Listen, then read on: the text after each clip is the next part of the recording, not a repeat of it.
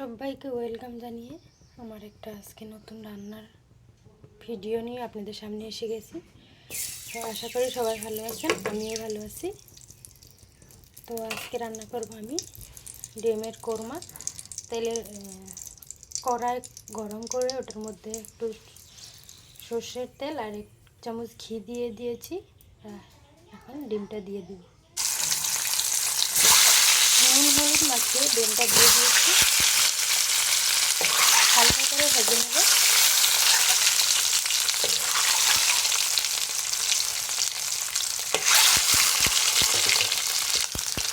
ডিমটা ভাজা হয়ে গেছে, এখন নামিয়ে নেব। ফোড়নে দেবো একটা তেজপাতা ছেড়ে দিয়েছি, একটা এলাচ, একটা লবঙ্গ, একটা দারচিনি দিয়ে দিয়েছি ফোড়নে।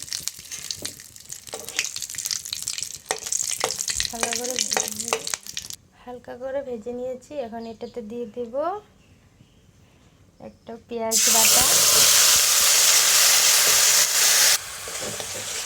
একটা মাঝারি সাইজের পেঁয়াজ দিয়ে দিয়েছি, আর 2 কোয়া রসুন পেস্ট করে মিক্সি গ্রাইন্ডারে পেস্ট করে দিয়ে দিয়েছি।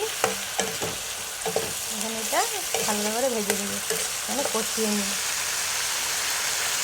মশলাটা কষিয়ে নিয়েছি ভালো করে 2 মিনিট মতো।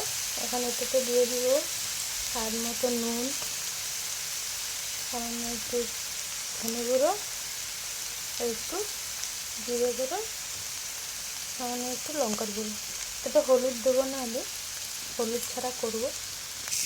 তো এখন দিয়ে দিব 4-5টা কাজু বাদাম বাটার পেস্ট, শিলনোড়া বেটে নিয়েছি আমি। কাজু বাদামটা দিয়ে আরও 1 মিনিট মতো কষিয়ে নিলাম। মশলাটা ভালো করে কষিয়ে নিয়েছি। এখন এটার মধ্যে দিয়ে দেবো ভেজে রাখা ডিমগুলো। আমি 3টা ডিম দিয়ে করেছি, কারণ আমরা ঘরে 3 জনের, সেজন্য 3টা ডিম দিয়ে করেছি। তো এখন দিয়ে দেবো দুধ, গরুর দুধ। আপনারা চাই দুধ দিয়ে দিলাম আর একটু কষিয়ে নেব।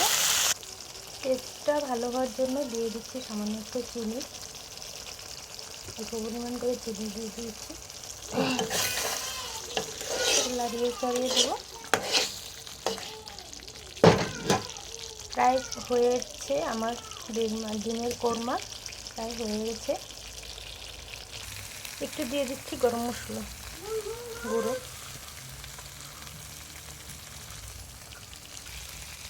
তো এখন নামিয়ে নিব। হয়ে গেছে আমার ডিমের কোরমা।